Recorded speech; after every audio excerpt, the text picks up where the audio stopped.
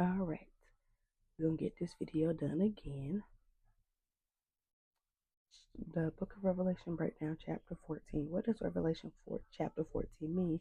Between chapters 11 and 16, Revelation pauses its in order description of the end times to introduce certain figures and highlight certain events.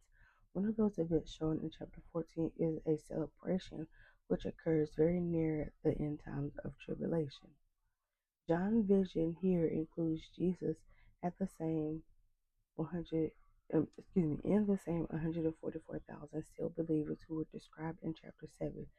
These stalwart believers sing a song of praise to God while standing on Zion, the general area of the city in Jerusalem. Ooh, adjust eyes, come on now. The still believers are further described as spiritually pure in contrast, stark contrast to the wicked people marked as worshippers of the Antichrist. Revelations 14 1 through 5. Next, John sees three angels delivering messages of warning and prophecy. These messages predict God's impending judgment on evil and sin. Included in these statements is a comment about those who accept the mark of the beast described in chapter 13. Those who take the mark are bound for eternal damnation. They are not believers. This further supports the idea that the mark of the beast is not some casual hidden concept. Those who take it will know that they are rejecting God by doing so. This passage ends with a word of encouragement for Christians who suffer persecution for their faith. Revelations 14 6 through 13. The last section of chapter 14 depicts Jesus holding a sickle, a farming tool used to cut plants during the harvest. Okay, I'm mad. This passage symbolizes the return of Jesus and the subsequent battle in terms of grape harvest. Just as mature grapes are fat and full of juice, the wickedness of unbelievers on the earth will have reached a peak at this moment. Just as a wine press crushes and shreds grapes to make wine, the wrath of God will tear apart those who fight against Christ at the end of the tribulation. And as Revelations 14 verses, Revelations chapter 14 verses 14 through 20. So, chapter context. This chapter continues a segment of Revelation which deviates from the chronological account of the end times. These events occur at the end of the tribulation when Christ returns to defeat all remaining wickedness on earth. This event is given more details in chapter 19. In Acts chapter 14, 19 through 22, we learn that Paul and Barnabas returned to the cities of Lystra, Iconium, and Antioch. I don't know how you pronounce that, where they strengthened the believers. They encouraged the believers by saying believers must endure many tribulations before they may enter the kingdom.